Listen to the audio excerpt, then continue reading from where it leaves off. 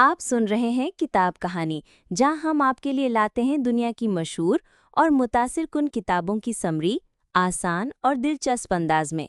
तो आइए शुरू करते हैं आज की समरी। इंट्रोडक्शन। अपनी लाइफ के हर एक मिनट में आप कुछ फील करते हो, जैसे खुशी, उदासी और गुस्सा, और न जाने कितने ही और इमोशंस। यहाँ तक कि अगर आप न्यूट्रल या बेपरवाह भी फील कर रहे हो, तो वो भी एक फीलिंग है। इमोशंस को हम उतनी अहमियत नहीं देते जितनी देनी चाहिए। इमोशन का हम पर फिजिकल और मेंटल इम्पैक्ट पड़ता है, लेकिन अक्सर इन्हें सिर्फ परेशान करने वाली चीज़ के तौर पर देखा जाता है। सही गाइडेंस के बिना इमोशंस को कंट्रोल करना बेहद मुश्किल है। इस समरी में आप जानेंगे कि अपने इमोशंस को समझना क्यों ज़रूरी है, उदास और दुखी ना होना इतना मुश्किल क्यों होता है। साथ ही आप समझेंगे कि इमोशंस को हेल्दी नज़रिए से कैसे देखा जाए। ये अप्रोच आपके लिए अपने नेगेटिव इमोशन से छुटकारा पाना आसान कर देगी। इमोशंस आपके दोस्त हैं, ना कि दुश्मन। ये आपको इमोशनली मैच्योर होने में और ज़्यादा खुश रहने में मदद कर सकते हैं। How your survival mechanism affects your emotions. आपकी आज की लाइफ आपके पूर्वजों की लाइफ से बहुत अलग है। आपको खाने के लिए जंगलों में जाकर जानवरों का शिकार करने की ज़रूरत नहीं पड़ती, क्योंकि आप उसे मार्केट से आसानी से खरीद सकते हो। आपको किसी जानवर से छिपने या डरने की भी ज़रूरत नहीं है, क्योंकि वो आपके घर में घुसकर आपका शिकार नहीं कर सकता। लेकिन इसके बावजूद आपके अंदर अभी भी एक सर्वाइवल मैकेनिज्म है जो अभी तक गया नहीं है। जब आप खतरे में होते हो तो ये मैकेनिज्म आपको भागने की एनर्जी देता है। सेम यही मैकेनिज्म है जो पॉजिटिव से ज़्यादा नेगेटिव इवेंट्स को याद रखता है। आपके पूर्वजों के टाइम पर जो नेगेटिव इवेंट्स होते थे, उनका नतीजा ज़्यादातर खतरनाक होता था। जैसे कि मान लो कोई कबीला अगर आपको अपनाने से इनकार कर देता था, तो आपके जिंदा बचने के चांसेस काफ़ी कम हो जाते थे, क्योंकि कौन आपको जानवरों के हमले से बचाता और अपना खाना आपके साथ शेयर करता। नेगेटिव इवेंट्स अभी भी लोगों को इमोशनल तकलीफ देते हैं, फिर भले ही इसमें जान का खतरा ना हो तो भी। जब आपके बॉस आपको डांटते हैं तो आपको आज भी बुरा लगता है। आप आज भी उदास हो जाते हो जब आपका फ्रेंड आपसे बात नहीं करता। इस नेगेटिविटी बायस ने हमारे पूर्वजों को जिंदा रहने में हेल्प की थी, लेकिन अब ये आपकी हेल्प नहीं करेंगे। अगर आपका बॉस आपके काम को क्रिटिसाइज करता है या आपका फ्रेंड आपसे बात करना बंद कर देता है, तो आपकी जान नहीं चली जाएगी। लेकिन इमोशनल पेन एक ऐसी चीज़ है जिससे हमें तकलीफ होती है। आपको इस डिस्कम्फर्ट से बचने के लिए, खुश रहने के लिए नेगेटिविटी बायस से एक्टिव होकर लड़ना होगा। अगर आप खुश रहेंगे तो आपकी लाइफ काफ़ी हद तक इम्प्रूव हो सकती है। डोपामीन एक न्यूरोट्रांसमीटर है जो आपके ब्रेन में तब रिलीज होता है जब आप कुछ खास तरीके से बिहेव करते हो, जैसे कि अच्छा खाना खाना। ये न्यूरोट्रांसमीटर आपके प्लेजर सेंटर में जाकर आपको खुशी महसूस कराता है। अब क्योंकि डोपामीन इंसान को अच्छा फील कराता है, तो कई लोग इसे अब्यूज़ यानी इसका गलत इस्तेमाल करने लगते हैं, जैसे कि वो नॉनस्टॉप खाना खाते रहेंगे या सेक्स एडिक्ट बन जाते हैं। किसी भी तरह की एडिक्शन यानी लत हेल्थ के लिए बेहद खतरनाक है। जैसे आपका माइंडसेट ऐसा है कि आपको मटीरियल चीज़ें अचीव करके खुशी मिलती है। लेटेस्ट कार या फ़ोन आपको वो खुशी देता है जो आप फील करना चाहते हो। दूसरी मटीरियल चीज़ों की तरह आप अपनी फैंसी कार या नए फ़ोन के साथ बिजी हो जाते हो। ये आपको खुशी तो देगा, लेकिन सिर्फ कुछ समय के लिए। इसे हेडोनिक अडैप्शन कहते हैं। ये टेम्पररी खुशी आपको कुछ समय के लिए खुश कर देती है, इसलिए आप इसके पीछे भागते हैं, फिर भले ही ये खुशी थोड़ी देर के लिए ही क्यों न हो। हम सब के अंदर कुछ लेवल की खुशी होती है, ये हर इंसान के लिए अलग अलग हो सकता है। कुछ लोग नेचुरली खुश रहते हैं और कुछ न्यूट्रल रहते हैं। आपकी खुशी का लेवल तब ऊपर चढ़ जाता है जब आप कुछ ऐसा करते हो जो आपके डोपामीन न्यूरोट्रांसमीटर को ट्रिगर करता है। अब जरा फिर से नई कार या नया फ़ोन लेने के एग्जाम्पल पर चलते हैं। कार या फ़ोन खरीदने से आपकी खुशी के लेवल में स्पाइक आता है, लेकिन बाद में ये वापस बेसलाइन पर चला जाता है। तो क्या इसका मतलब ये हुआ कि आपको खुशी के पीछे नहीं भागना चाहिए, क्योंकि ये हमेशा हायर लेवल पर नहीं रहने वाली? बेशक नहीं। द हाउ ऑफ हैप्पीनेस के ऑथर सोंजा ल्यूमर मिस्की के हिसाब से खुशी का एक परसेंटेज होता है। आपकी खुशी का 50% आपके जीन्स से आता है, 40% इंटरनल फैक्टर्स की वजह से होता है, और सिर्फ 10% एक्सटर्नल फैक्टर्स जैसे कि मटीरियल चीज़ें या प्रमोशन मिलने से आता है। खुशी के परसेंटेज से हमें ये सीखने की ज़रूरत है कि खुश होना आपके ऊपर डिपेंड करता है, इस बात पर नहीं कि आपके साथ क्या होता है। सच्ची खुशी तो आपके अंदर से आती है। अपने इमोशंस को हैंडल करना ट्रिकी हो सकता है, खासकर तब जब वो नेगेटिव होते हैं।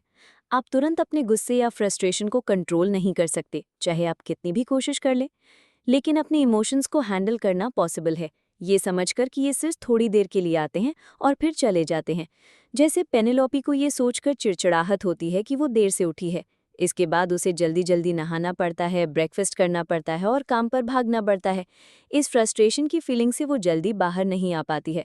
अगर वो खुद को बोल भी दे कि उसे इस चीज़ से बाहर निकलना चाहिए, तो भी ये तरीका काम नहीं करता है। इसकी बजाय पेनेलोपी खुद को अपने इमोशन से डिटैच यानी अलग कर सकती है। वो बोल सकती है, हाँ, जिस तरह से मेरा दिन शुरू हुआ है उससे मुझे चिढ़ हो रही है, लेकिन ये इरिटेशन धीरे धीरे दूर हो जाएगी और मैं फिर अच्छा फील करने लगूंगी। इमोशंस आते जाते रहते हैं। आप जो अभी फील कर रहे हो वो हमेशा नहीं करने वाले। नेगेटिव इमोशंस बुरी चीज़ नहीं है, इन्हें आप इतना भी बेकार मत समझो। कई बार ये आपके लिए एनकरेजमेंट का कारण भी साबित होते हैं कि आपको कुछ करना चाहिए। हार की फीलिंग आपको अगली बार और ज़्यादा मेहनत करने के लिए पुश करती है। किसी अपने को खोना आपको उन लोगों की कद्र करवाने लगता है जो आपके पास अभी मौजूद हैं। अगर आप अभी भी नेगेटिव इमोशन से डील करते करते परेशान हो चुके हैं, तो उस टाइम को याद करो जब आपने उन्हें पास्ट में एक्सपीरियंस किया था। आप इस चैलेंजिंग सिचुएशन को पहले भी फेस कर चुके हैं और तब भी आप उससे निकल पाए थे। चाहे आपको कितना भी बुरा क्यों ना लग रहा हो, आपको पता होना चाहिए कि ये फीलिंग भी चली जाएगी। नेगेटिव इमोशन से डील करने का एक और हेल्दी तरीका है कि इस बात को याद रखें, ये आपको डिफाइन नहीं करते हैं। अगर आप डिप्रेस्ड हो तो इसका मतलब ये नहीं है कि आपको डिप्रेशन है। इसका ये मतलब भी नहीं है कि आप एक फेलियर हैं। जो आपको अभी फील हो रहा है, एक इंसान के तौर पर आपको किसी से कम नहीं बनाता। फिर से याद दिला दें कि आपको खुश रहने के लिए एक्टिव होकर पॉजिटिव एटीट्यूड बनाए रखना होगा। क्या आपने ये कहावत सुनी है, आप जो सोचते हो उसी को अट्रैक्ट करते हो? ये पॉजिटिव और नेगेटिव दोनों स्टेट पर अप्लाई होता है। मान लो अभी आप किसी बुरी सिचुएशन में हो। जिस टेस्ट के लिए आपने इतनी मेहनत से पढ़ाई की थी उसमें आप पास नहीं हो पाए और ऊपर से आपकी स्कॉलरशिप की एप्लीकेशन भी रिजेक्ट हो गई। ये दोनों इवेंट आपको अपनी लाइफ के उन बाकी के एरिया पर फोकस करने देगी जो गलत जा रहे हैं। हो सकता है कि ऐसे में आपको याद आए कि आपका वेट बढ़ रहा है, आपको लगता है जैसे आप कोई पसंद नहीं करता है, आप अकेले और उदास फील करते हो। नेगेटिविटी को खुद पर हावी होने देना बहुत आसान है, लेकिन जो इमोशन आप पर हावी हो रहा है आपको उसकी पकड़ से खुद को आज़ाद करना होगा। जैसा कि हमने पहले भी बताया, जब आपको कोई फीलिंग आए तो आपको उस फीलिंग के बारे में अवेयर होना होगा। खुद को बार बार याद दिलाते रहो कि ये फीलिंग जल्द ही चली जाएगी। ये आपको अपने इमोशंस और उन्हें क्या ट्रिगर करता है इस चीज़ को ट्रैक करने में भी मदद करेगा। आइए इसे एक एग्जाम्पल से समझते हैं। सोफिया को एहसास हुआ कि गलती करने से उसे गुस्सा आता है। वो छोटी छोटी गलतियों पर खुद पर गुस्सा करती है।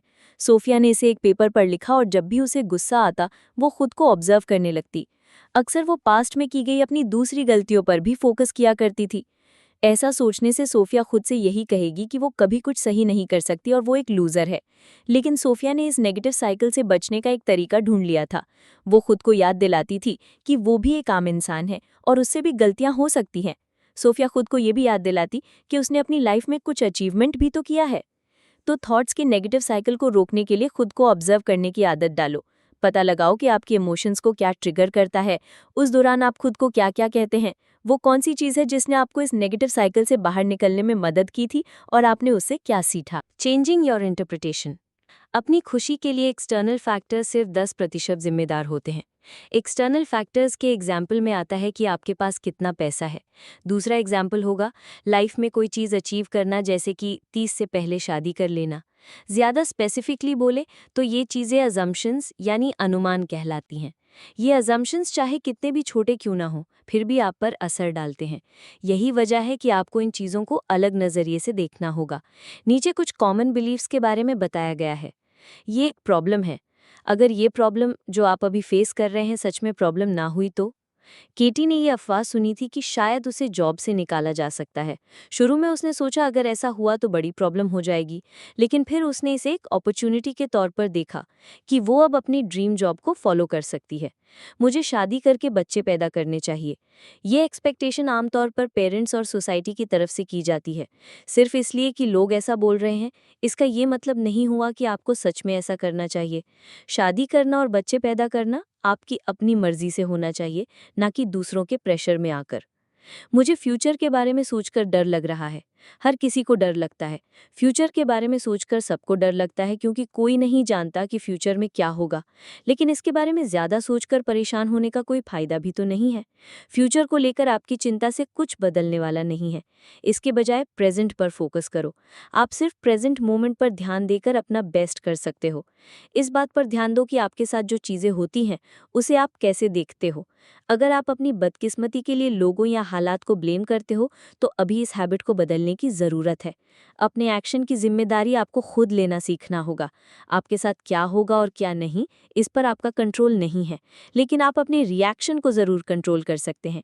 ये चीज़ तय करेगी कि आप खुश रहेंगे या दुखी। लाइफ में अगर खुश रहना है तो अपने इमोशंस को दिल में दबाकर मत रखो। गुस्सा, कड़वाहट और बाकी नेगेटिव इमोशंस आपको मेंटली और इमोशनली डैमेज कर सकती है। इससे पहले की चैप्टर्स में हम ये चीज़ें पहले ही डिस्कस कर चुके हैं और ये बताने की ज़रूरत नहीं कि इसमें फिजिकल मैनिफेस्टेशन भी नज़र आते हैं। जैसे कि जब आपको गुस्सा आता है तब आप कैसा फील करते हैं? आपके दिल की धड़कन बढ़ जाती है, आपकी हथेलियां पसीने से भीग जाती हैं, आपको गर्मी महसूस होने लगती है और आप किसी भी चीज़ पर कॉन्सेंट्रेट नहीं कर पाते। इसलिए ये ज़रूरी है आप अपने इमोशंस को दिल में दबाकर ना रखें। सबसे पहले अपने इमोशंस को खुद से अलग करके ऑब्जर्व करो। जब पेनी के बॉस ने तीसरी बार उसके काम में करेक्शन किया तो उसे बड़ा स्टूपिड जैसा फील हुआ। उसे ऐसा लगा जैसे वो ये जॉब और पोजीशन डिजर्व ही नहीं करती है। ऐसे में पेनी के लिए स्टूपिड फील करना नॉर्मल था, लेकिन उसने डिसाइड किया कि वो खुद को इस फीलिंग से डिटैच्ड यानी अलग रखेगी। उसने सोचा, मुझे स्टूपिड जैसा फील हो रहा है लेकिन मैं स्टूपिड हूं नहीं। खुद को इमोशन के साथ जोड़कर देखना और इमोशन को खुद से अलग चीज के तौर पर देखना में बहुत फर्क होता है। उसने खुद को नेगेटिव बातें सुनाने से भी रोका। ऐसे में आमतौर पर पेनी उन पलों को याद करने लगती थी जब उसने स्टूपिड जैसा फील किया था। ये चीज़ उसे खुद के बारे में और भी बुरा फील कराती थी, तो पेनी ये सोचकर अपने स्टूपिड फील करने की फीलिंग को बढ़ाना नहीं चाहती थी। सेकंड, अपनी इमोशन को एक लेबल दो। इमोशन को एक ऐसी चीज़ समझो जो टेम्पररी है। जैसे आप कोई कपड़ा पहनते हो तो उसे बदलते भी तो हो। इमोशंस आपको डिफाइन नहीं करते। अपनी इमोशंस को देखने का नज़रिया चेंज करने के लिए उस चीज़ पर वापस जाओ जो पेनी ने किया था। ये सोचने के बजाय कि मैं दुखी हूँ, इस स्टेटमेंट को एकदम अलग तरीके से फ्रेज करो, जैसे मुझे दुख हो रहा है या मुझे दुख महसूस हो रहा है। ये चीज़ आपके और आपके इमोशन के बीच कुछ दूरी क्रिएट करेगी। इस तरह आपके लिए उनसे दूर होना आसान हो जाएगा। थर्ड, अपनी इमोशंस को पकड़कर मत रखो, उन्हें जाने दो यानी लेट गो करो। ये समझो कि ऐसे दो कारण हैं जिनकी वजह से आप अपने इमोशंस पर डिपेंडेंट हो जाते हैं। पहला ये कि ये उस स्टोरी या उन बातों को और मजबूत कर देता है। जब आप उदास होते हैं तो उस वक्त आप और ज़्यादा दुखी फील करना चाहते हैं। ये बड़े अफसोस की बात है कि आमतौर पर लोगों के अंदर खुद को तकलीफ पहुंचाने की टेंडेंसी होती है। दूसरी बात, आपको लगता है कि आप अपने इमोशंस हो, लेकिन आपको पता है कि ये बात क्यों सच नहीं है। आप तब तक परेशान रहोगे जब तक आप खुद को अपनी फीलिंग्स के साथ जोड़ना बंद नहीं करोगे। एमिली को अधूरापन सा महसूस होता है। अपने फ्रेंड्स और कॉलीग्स की तुलना में वो खुद को लूजर समझती है। वो लोग इतने पर्सनल माइलस्टोन्स अचीव कर रहे थे कि एमिली को उनसे जलन होने लगी थी। तो एमिली ने डेली गोल्स की एक टू डू लिस्ट बनाई। उसे खुद पर गर्व महसूस करने की ज़रूरत थी। उसने वो गोल्स लिस्ट से हटा दिए जो एक दिन में करना नामुमकिन था। जैसे कि एमिली ने लिखा कि वो हेल्थ को इम्प्रूव करने के लिए 1 घंटा जॉगिंग करेगी, लेकिन सक्सेसफुली 1 घंटा जॉगिंग करने के लिए डेली प्रैक्टिस करने की ज़रूरत होगी। इसके लिए आपको अपनी बॉडी को ट्रेन करना पड़ेगा। उस गोल को अचीव ना कर पाने की वजह से एमिली को लगा कि वो किसी काबिल नहीं है। एमिली के लिए ये सोचना और भी बुरा साबित होने लगा था। यही वजह थी कि उसने धीरे धीरे ये डिसाइड किया कि वो अपनी फीलिंग्स को पकड़ कर नहीं रखेगी। ये सोचना गलत होगा कि वो काबिल नहीं है। एमिली ने अपने डेली गोल्स चेंज करके अचीवेबल बनाए और अब उसे स्ट्रेस वाली फीलिंग नहीं आती थी। सबसे इम्पॉर्टेंट बात तो ये थी कि एमिली को अपने माइलस्टोन्स अचीव करने से धीरे धीरे कॉन्फिडेंस आने लगा था। फोर्थ, अपने इमोशंस को लेट गो करने के लिए द सेडोना मेथड सीखो। द सेडोना मेथड हेल डिवोस्किन की बुक का एक कॉन्सेप्ट है। ये आपको 3 अलग अलग तरीके से इमोशंस को रिलीज करने में हेल्प कर सकता है। पहला तरीका ये है कि अपने इमोशंस को पकड़ कर मत रखो। नेगेटिव इमोशंस को कभी पकड़ कर नहीं रखना चाहिए, उन्हें निकल जाने दो। सेकेंड तरीका ये है कि उन इमोशंस को अपनी लाइफ में एक स्पेस बनाने दो। ऐसा करके आप जो महसूस कर रहे हैं उसे एक्सेप्ट करते हैं, लेकिन उनसे चिपके नहीं रहते या उन्हें अपनी पहचान नहीं बनने दे रहे, आप बस उन्हें आने दो। थर्ड तरीका है कि उन्हें वेलकम करो। इसमें आप बिना किसी जजमेंट के अपने इमोशंस को एक्सेप्ट करते हो। उन्हें करीब से ऑब्जर्व करके आप जान पाओगे कि ये इमोशंस आखिर आ कहाँ से रहे हैं। द सेडोना मेथड के अनुसार अपने इमोशंस को लेट गो करने के लिए आप ये 5 स्टेप्स अप्लाई कर सकते हैं। स्टेप 1, एक खास इमोशन पर फोकस करो जिस पर आप काम करना चाहते हो। ये ज़रूरी नहीं कि ये वो इमोशन हो जो आप स्ट्रांगली फील करते हो, ये कोई सिंपल इमोशन भी हो सकता है, जैसे कि लंबी लाइन को देखकर चिढ़ फील करना। सेकंड और थर्ड स्टेप में आपको खुद से ये सवाल पूछने होंगे। ये उस अप्रोच पर डिपेंड करेगा जो आप ऊपर बताए गए तीनों तरीकों में से चुनेंगे। फर्स्ट तरीके के लिए, क्या मैं इस फीलिंग को जाने दे सकता हूँ और क्या मैं इस फीलिंग को जाने दूंगा। सेकंड तरीके के लिए, क्या मैं इस फीलिंग को यहाँ रहने दे सकता हूँ, क्या मैं इस फीलिंग को यहाँ रहने दूंगा। थर्ड तरीके के लिए, क्या मैं इस फीलिंग को वेलकम कर सकता हूँ और क्या मैं इस फीलिंग को वेलकम करूंगा। पूरी तसल्ली के साथ हर सवाल का ईमानदारी से जवाब देने की कोशिश करो। यहाँ कोई गलत या सही जवाब नहीं है। इसे समझने का बस एक तरीका है कि आप क्या फील करें ये समझो और फिर उस फीलिंग को आने दो। स्टेप 4 है खुद से पूछना कब। आपका जवाब हमेशा होना चाहिए अभी। आपको इस फीलिंग से छुटकारा पाना है, बहाने मत बनाओ। आपको इसे रिलीज करना ही होगा, चाहे कुछ भी हो जाए। स्टेप 5 है पूरे प्रोसेस को फिर से रिपीट करो जब तक कि आपने जो इमोशन फोकस करने के लिए चूज किया था वो दूर ना हो जाए। द सेडोना मेथड सुनने में इतना सिंपल लगता है कि ये इफेक्टिव होगा या नहीं इस बात पर डाउट होता है ना, लेकिन कई बार सिंपल से सिंपल चीज़ों का भी लाइफ पर सबसे गहरा इम्पैक्ट पड़ता है। अगर आपको इस प्रोसेस पर भरोसा नहीं भी है तो भी आप इसे ट्राई तो कर ही सकते हैं। डेली अपनी इमोशंस को जाने देने की प्रैक्टिस करो, जल्द ही आप अपनी इमोशंस के मास्टर बन जाओगे। How emotions can guide you in the right direction.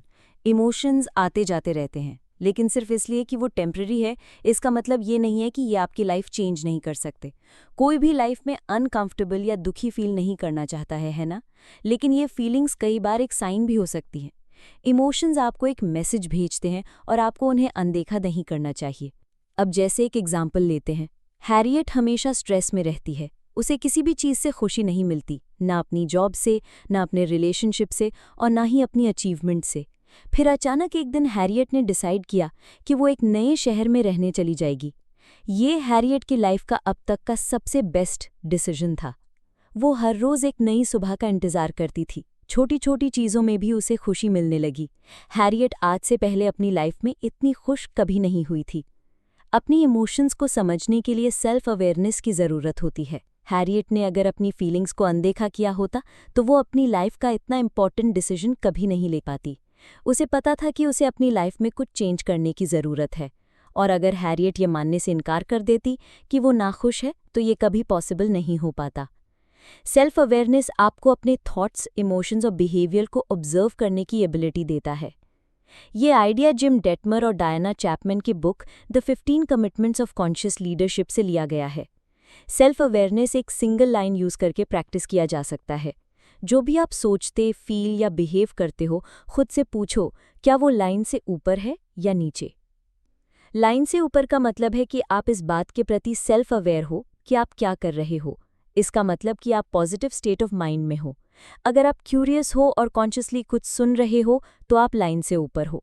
साथ ही आप जो फील कर रहे हो उसे खुद को फील करने देते हो। और लास्ट में आप चीज़ों को अप्रिशिएट करते हो और अपने एक्शन की जिम्मेदारी लेते हो।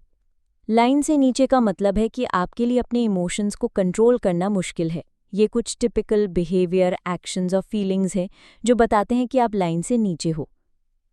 जब आप लगातार खुद में और दूसरों में कमियां ढूंढने लगते हो, आप बहस और गॉसिप करते हो। इसके अलावा आप ये भी नहीं चाहते कि कोई आपके बिलीव्स को चैलेंज करे, इसलिए आप उन लोगों को नज़रअंदाज करने लगते हो जिनका ओपिनियन आपसे अलग होता है।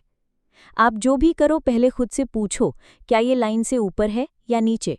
इसका जवाब आपको ये तय करने में हेल्प करेगा कि क्या आपको अपने इमोशंस को जाने देना चाहिए। Stability is a slippery slope. इस चैप्टर में हम stable career growth versus high career growth पर डिस्कस करेंगे। स्टेबल करियर ग्रोथ का मतलब है वर्कप्लेस में एक सेफ, सिक्योर, स्लो और स्टेडी डेवलपमेंट। यही चीज़ हमारे पेरेंट्स और दादा दादी ने एक्सपीरियंस की थी। लेकिन आज 21st सेंचुरी में हम इस स्टेबिलिटी पर पूरी तरह से डिपेंडेंट नहीं रह सकते। हमारी आंखों के सामने एक पूरी इंडस्ट्री उठती है और गिर जाती है। अगर कंपनियां और इंडस्ट्रीज ही स्टेबल नहीं हैं, तो आप इसे अपनी जॉब में कैसे एक्सपेक्ट कर सकते हैं। इसलिए आपको हाई करियर ग्रोथ के साथ खुद को बचाना होगा, तभी आप आगे बढ़ पाएंगे और सक्सेसफुल होंगे। सिर्फ गवर्नमेंट जॉब में ही स्टेबल करियर ग्रोथ मिल सकती है। 10 to 25% से वर्कफोर्स गवर्नमेंट जॉब्स में है। इनमें आगे बढ़ने का एक स्ट्रक्चर्ड सीढ़ी होती है, लेकिन हम में से ज़्यादातर लोगों को एक अलग अप्रोच की ज़रूरत है। अपनी परफॉर्मेंस को 1 to 10 में रेटिंग दो। ज़्यादातर लोग हर दिन 5 का टारगेट लेकर काम पर जाते हैं। वो नोटिस में नहीं आना चाहते, ना पॉजिटिवली और ना ही नेगेटिवली। ये लोग सोचते हैं कि बीच में रहना ही सबसे सेफ और ज़्यादा स्टेबल करियर अप्रोच होता है, लेकिन असल में एवरेज होना ज़्यादा रिस्की होता है। जब मैनेजर्स परफॉर्मेंस को एनालाइज करते हैं तो वो एम्प्लॉयज़ को बेस्ट परफॉर्मेंस के बेसिस पर ग्रुप में डिवाइड कर लेते हैं। अगर आप दूसरे ग्रुप में आते हो तो आपका बॉस सोचेगा कि आप कंपनी में वैल्यू ऐड नहीं कर रहे और किसी नए एम्प्लॉय से आपको ईजिली बदला जा सकता है। कंपनी अगर बेहतर स्किल्स वाले फ्रेश ग्रेजुएट्स को हायर करेगी तो उनके पैसे भी बचेंगे, तो वो भला आपकी खराब परफॉर्मेंस के लिए आपको क्यों पे करते रहेंगे। तो देखा आपने, खुद को वैल्यूएबल बनाना कितना ज़रूरी है। जितनी जल्दी आप अपने स्किल्स को अपग्रेड करेंगे उतना बेटर होगा। हाई करियर ग्रोथ का मतलब है बड़ी जिम्मेदारी लेना और जीवन भर सीखने के लिए सीरियस होना। इस बात का इंतज़ार मत करो कि कंपनी आपको ग्रो करने का मौका देगी, बल्कि आपको मौका खुद क्रिएट करना है और आगे बढ़ना है। ज़्यादातर एम्प्लॉयज़ ज़्यादा काम करने में झिझकते हैं। उन्हें लगता है कि वो पहले से ही काफ़ी काम कर रहे हैं। यही वजह है कि हम ईजिली थक जाते हैं और बोर हो जाते हैं। इसका सलूशन ये है कि आप खुद से नई जिम्मेदारी लें और उन्हें पूरा करें। ऐसा करके आप नई एनर्जी के साथ काम कर पाएंगे, आपको कंपनी में ग्रो करने और सीखने का मौका मिलेगा और लोग आपको नोटिस करेंगे। हाई करियर ग्रोथ चूज करने का ये मतलब नहीं है कि आप एम्बिशियस हैं, बल्कि इसका मतलब ये है कि आपको अपनी करियर की फिक्र है। इंडस्ट्री में डेली अपडेटेड स्किल्स और नॉलेज के साथ फ्रेश ग्रेजुएट्स आते हैं। अपने बॉस को ये साबित करो कि आप कंपनी में रहना और ज़्यादा सैलरी पाना डिजर्व करते हैं। हर दिन आपके लिए आगे बढ़ने, ज़्यादा सीखने और प्रॉब्लम्स को सॉल्व करने का मौका देता है। एक्स्ट्रा टास्क के लिए खुद आगे बढ़कर वॉलंटियर करो। अपनी इंडस्ट्री के बारे में नए नए आर्टिकल्स पढ़ो, लीडर्स और एक्सपर्ट्स के वीडियोस देखिए, अपनी फील्ड की लेटेस्ट टेक्निक सीखने के लिए क्लास ज्वाइन करो। ये एक वन टाइम इवेंट नहीं है, आपको हाई करियर ग्रोथ को एक हैबिट बनाना है। जैसे जैसे साल गुजरते जाएंगे, आप और ज़्यादा नॉलेजेबल और स्किल्ड होते जाएंगे। आप बड़ी जिम्मेदारी लेने लायक और कॉम्प्लेक्स प्रॉब्लम को सॉल्व करने लायक बनेंगे। इस तरह अपने करियर को बचाने के अलावा आप और भी कॉन्फिडेंट और सैटिस्फाइड फील करेंगे। आप शायद ये कह सकते हैं कि आपके ऊपर अपने पेरेंट्स, पार्टनर या बच्चों की जिम्मेदारी है, इसलिए आपके पास सीखने का एक्स्ट्रा टाइम नहीं बचता है, ना ही एक्स्ट्रा एनर्जी होती है।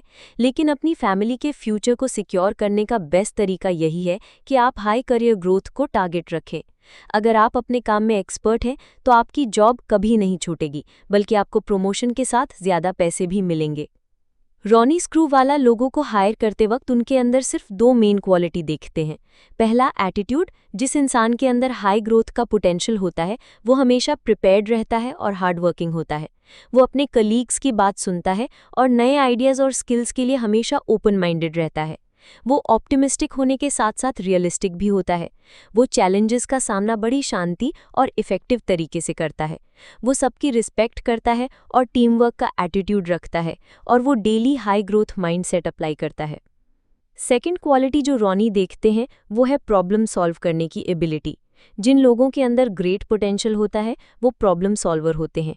वो अपनी टीम के चैलेंजेस की जिम्मेदारी अपने सिर लेते हैं और तुरंत उसे सॉल्व करने की कोशिश करते हैं। वो ये नहीं सोचते कि उन्हें बदले में क्या रिवॉर्ड मिलेगा। वो पूरी टीम को सक्सेसफुल बनाने के लिए प्रॉब्लम को सॉल्व करते हैं। सॉल्यूशन ढूंढने में वो इतने बिजी होते हैं कि दूसरों को ब्लेम करने में टाइम वेस्ट नहीं करते। इसलिए उन्हें हायर किया जाता है और कंपनी में हाई पोजीशन दी जाती है। अगर आपको ये समरी पसंद आई हो तो वीडियो को लाइक करें, शेयर करें और चैनल को सब्सक्राइब करना ना भूलें, ताकि आपको हर नई वीडियो की बरवक्त इत्तला मिलती रहे। आप नीचे कमेंट्स में हमें ये भी बता सकते हैं कि अगली वीडियो में आप किस किताब की समरी सुनना चाहते हैं। इल्म बांटिए, सोच बदलिए। अगली वीडियो तक के लिए इजाज़त दीजिए।